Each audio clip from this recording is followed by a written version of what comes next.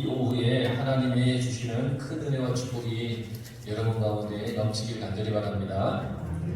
오늘 성경에 보면 아이를 낳은 여인에 대한 말씀이 나옵니다.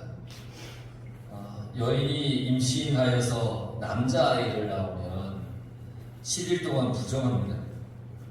이게 월경할 때와 같이 부정하다고 했습니다. 그런데 7일만 부정한 것이 아니라 7일 이후에 33일이 지나야 사녀이 깨끗해져서 정결해질 것이다라고 이렇게 말씀하셨습니다. 그러니까 이 기간 동안에는 부정하기 때문에 성물을 만져서는 안 됩니다. 하나님의 성물을 만져서는 안 됩니다. 물론 성소에 들어가서도 안 됩니다. 남자아이를 낳을 때는 그렇지만 여자아이를 낳았습니다. 그러면 그 기한이 2배로 늘어납니다. 여자를 낳으면 2일에, 그러니까 14일 동안 부정합니다. 그리고 이 사녀이 깨끗해질 때까지 66일이 지나야 됩니다. 남자아이를 낳으면 40일이 지나야 온전히 깨끗해지고, 여자아이를 낳으면 80일이 지나야 온전히 깨끗해진다는 얘기입니다. 이렇게 정결해지는 기한이 차면 이 여인은 번제를 드려야 합니다. 그뿐만 아니라 속죄제도 드려야 됩니다. 그러면 그가 정결하게 되는 겁니다. 목사님 너무하는 거 아닙니까? 왜 여자한테만 그렇게 제 얘기가 아니라 하나님의 말씀입니다. 이 속에 어떤 의미가 있는지를 우리가 한번 차근차근 보면 됩니다. 아이를 낳은 것이 왜 부정한 것일까요? 아이를 낳으면 다 기뻐하잖아요. 잔치를 벌이잖아요. 이 원복면은 아이를 낳으면 브레이크카드가 붙습니다. 로타리에도 붙고요. 이런 거 한번 나와보십시오. 브레이크카드 붙습니다. 그러니까 아이를 낳으면 기쁘잖아요. 근데 왜 부정하다고 했을까? 그런데 아이를 낳은 것이 부정하다는 말이 아니에요. 이 성경이 얘기하는 것은 아이를 낳은 게 부정한 것이 아니에요. 아이를 낳으면서 흘리는 피가 부정하다는 거예요. 아이를 낳을 때 피를 흘리잖아요. 피는 성경에 뭐라고 그랬어요? 생명. 이제 잘 아십니다. 피는 생명이에요. 생명. 그래서 생명이 나가면 부정해지는 거예요. 나의 몸에서 생명이 나가면 그건 부정한 거예요. 왜냐하면 생명은 하나님의 것이기 때문에. 몸에서 뭔가 나가는 것은 생명이 나가는 거예요. 피가 나가는 것. 신명기에 보면 남자들 몽정하는 것도 생명이 나가는 거라고 그랬어요. 군인이 전쟁터에서 몽정을 하면 부정하라고 그랬어요. 제 얘기가 이제 신명기에 나와요. 그렇게 되면 그날 하루 동안 나갔다가 저녁이 되어서 와야 깨끗해지는 거예요. 그래서 피를 흘리거나 몽정을 하면 그것이 깨끗하도록 씻어야 돼요. 그게 레위기에 하나님이 정해놓으신 거예요. 그것들이 묻은 옷도 깨끗하게 다 빨아야 돼요. 하루 동안은 부정하여서 따로 있어야 되는 거예요. 그만큼 생명이 빠져나가는 것을 사람이 함부로 다룰 수 없다라고 하는 겁니다. 생명의 근원은 하나님이시라는 것을 기억해야 됩니다. 하나님. 그러니까 생명이 나가면 나는 죽는 겁니다. 내 속에 다시 생명이 들어와야 삽니다. 그래서 내 속에 다시 생명이 들어와야 할 그 기한을 하나님께서 주시는 겁니다. 그것이 오늘 성경에 나와 있는 말씀입니다. 남자를 낳으면 40일을, 여자를 낳으면 80일을 정해주셨습니다. 남자와 여자의 차이를 본 게 하나님이 남녀를 차별하느냐? 그게 아닙니다. 여자는 또 나중에 아이를 낳아야 합니다. 또 사녀를 해야 됩니다. 그런 의미에서 여자아이를 낳으면 2배의 정결 기한을 두신 겁니다. 12장에 출산을 통한 이 유출, 피가 흐르는 거잖아요. 이거는 도덕적인 부정함을 말하는 것이 아닙니다. 이거는 제의적인 측면입니다. 제의적으로 부정한다는 겁니다. 하나님 앞에 나갈 때 정결해야 되잖아요. 하나님께서는 피를 흘리고서는 하나님 앞에 나오지 마라 라고 그렇게 말씀하셨어요. 하나님이 그렇게 말씀하신 거예요. 그런데 이게 제의적인 관점, 그러니까 하나님 앞에 제사 드리고 하는 그런 관점에서 부정하다고 말씀하시긴 하셨지만 더 깊이 이게 말씀을 보면 이것 또한 우리를 위한 것이라는 겁니다. 여자가 출산을 하면 몸이 쉬어야 되잖아요. 반드시 그 기간이 필요해요. 하나님 앞에 나갈 수는 없지만 그 기간을 쉴 수 있도록 하나님께서 배려해 주시는 거예요. 약한 자를 위한 하나님의 사랑인 거예요. 하나님께서는 약한 우리를 항상 생각해 주시는 분이에요. 우리는 참 많이 약하잖아요. 얼마나 많이 연약합니까? 내 속에 생명이 있는지 없는지 때로는 모른 채 살아갈 때도 많아요. 그런 사람들도 많아요. 내 속에 생명이 사라진지도 모르고 살아가는 사람도 많아요. 내 속에 살아계신 그리스도가 없어져도 없어진 줄 모르고 살아가는 사람들도 참 많아요. 그만큼 우리는 우매한 그런 사람들이에요. 그런데 하나님께서는 그런 우리를 사랑해 주십니다. 죄로 인해 죽을 수밖에 없는 우리를 진심으로 사랑해 주시는 분이 하나님이십니다. 우리 속에 사라진 생명이 찰 때까지 기다려 주시는 하나님이십니다. 야, 너 생명 나갔어? 너 당장 죽어. 이런 하나님이 아니라 그 생명이 나에게 빠져나간 그 생명이 찰 때까지 기다려 주시는 하나님. 내 힘으로 도저히 우리의 죄를 어찌할 수 없잖아. 그렇기 때문에 예수님을 보내주신 그 하나님이시라. 내 속에서 생명이 나갔어요. 죄로 인해 생명이 나갔어요. 그런데 어떻게 합니까? 뭔 방법이 있습니까? 내가 어떻게 합니까? 내 힘으로 어떻게 합니까? 그러니까 하나님께서 우리에게 예수님을 보내주시는 거예요. 예수님으로 나를 채우다. 우리 속에 사라진 생명을 예수님으로 채워나가야 합니다. 예수님으로 채워나가야 되는 겁니다. 내 속에 예수님이 차서 의롭다는 말을 들어야 됩니다. 내가 무슨 온전히 의로워서 의롭다는 것이 아니라 예수님을 믿고 살려고 애쓰고 노력하는 그 모습을 하나님이 이렇게 보시면서 정말 너는 내 자녀구나 라고 의롭다고 해주시는 그 하나님의 음성을 우리는 들어야 되는 거예요. 우리가 예배를 드리는 이유가 뭡니까?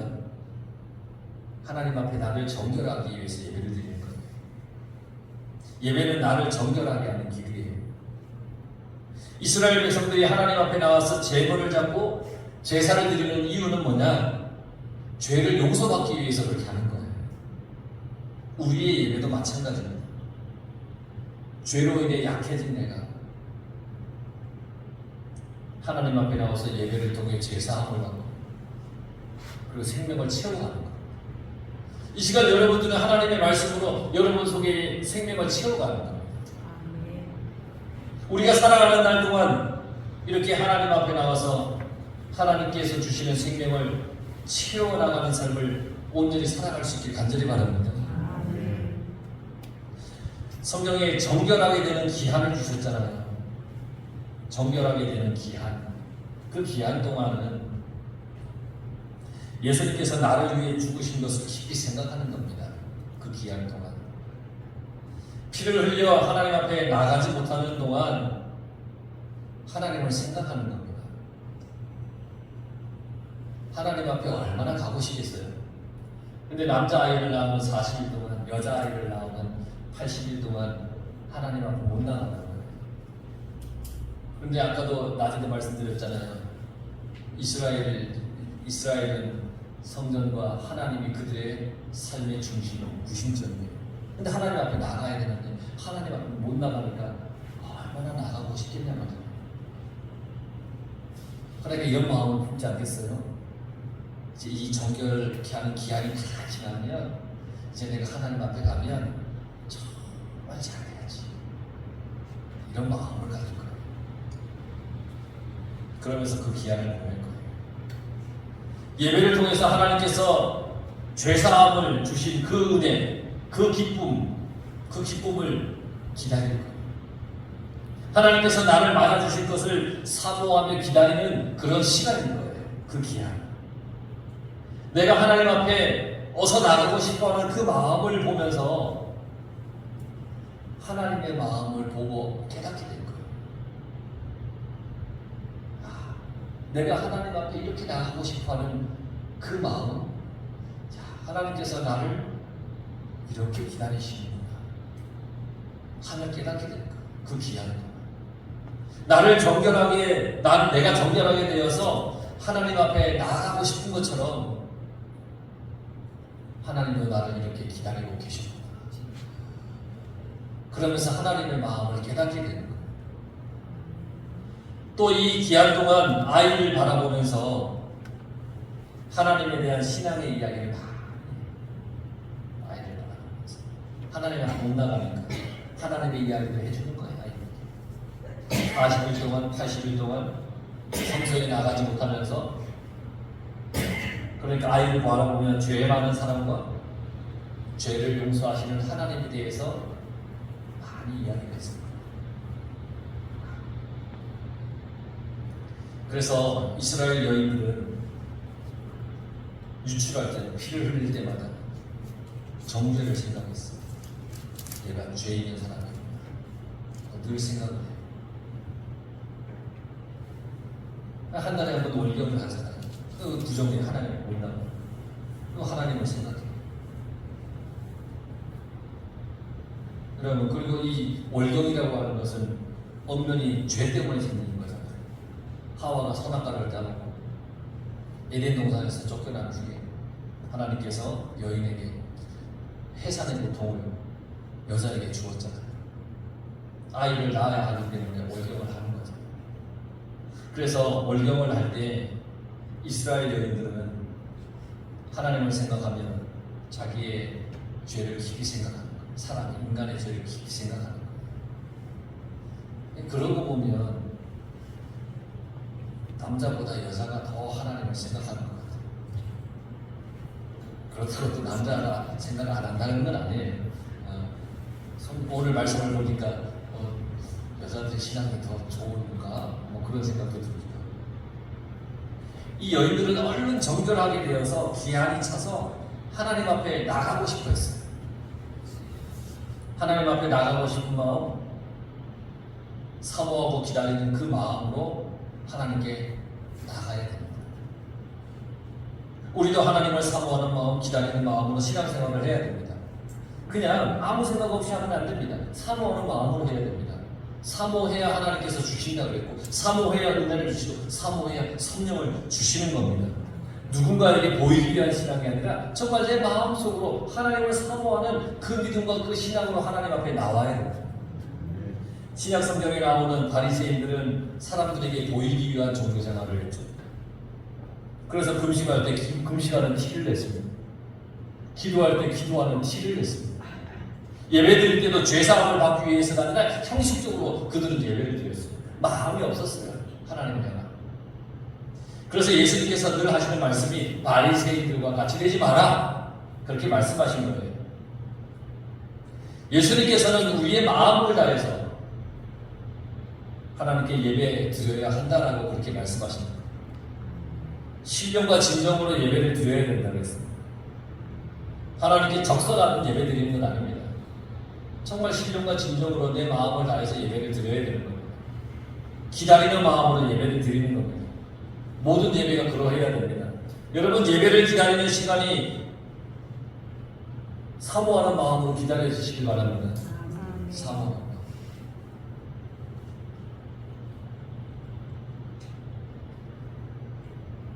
오후 예배 시간이 2시인데 1시 반으로 했으면 좋겠는데 30분 기다리고 지루하고 목사님 좀 바꿨으면 좋겠는데 라고 하는 말을 많이 오늘 들었습니다. 시간이 좀 남아도 사모하는 마음으로 기다리십시오. 목사님 융통성도 없어. 30분 땡긴다 넘어가다니. 물론 좋긴 하지. 무슨 얘기냐면 사모하는 마음으로 기다리지 않는 거예요. 예배 시간을 30분 당기든 아니든 상관없이 사모하는 마음으로 기다리지 않는 거예요. 그렇게 예배를 기다리시기 바랍니다.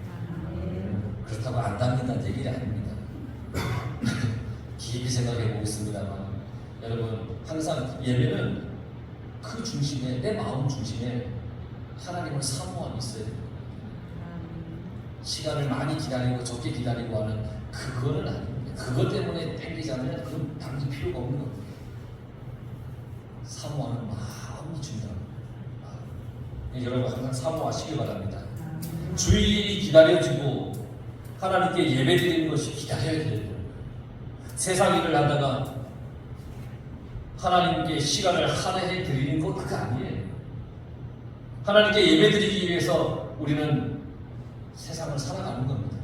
주일을 기다리며 한 주간을 살아가는 겁니다. 그렇게 사모해야 됩니다. 주일 예배만이 아닙니다. 하나님을 만날 수 있는 모든 시간, 모든 예배를 사모하면서 기다려야 됩니다. 우리가 하나님을 기다리는 마음을 하나님께서는 다 보십니다. 내 마음 다 아십니다. 왜 예배드리는지 다 아십니다. 억지로 하는 것이 아닌지 하나님은 다 아십니다. 우리의 생명의 근원 되시는 하나님을 잘 잊고 살아가시기 바랍니다. 나에게 영원한 생명을 주시는 하나님 앞에 날마다 여러분 기쁨으로 나오시길 바랍니다. 하나님께서는 하나님 앞에 나오는 우리를 세상에서 가장 기뻐하십니다. 그러니까 생명의 근원 되시는 그 하나님을 바라보면서 하나님 앞에 나가는 그 귀한 동안 정말 하나님을 사모하면서 하나님을 기억하면서 하나님 앞에 나가면 하나님께 잘해야지 라고 하는 그런 결단과 마음을 가지고서 여러분 그렇게 살아가시길 간절히 축원합니다. 기도하겠습니다.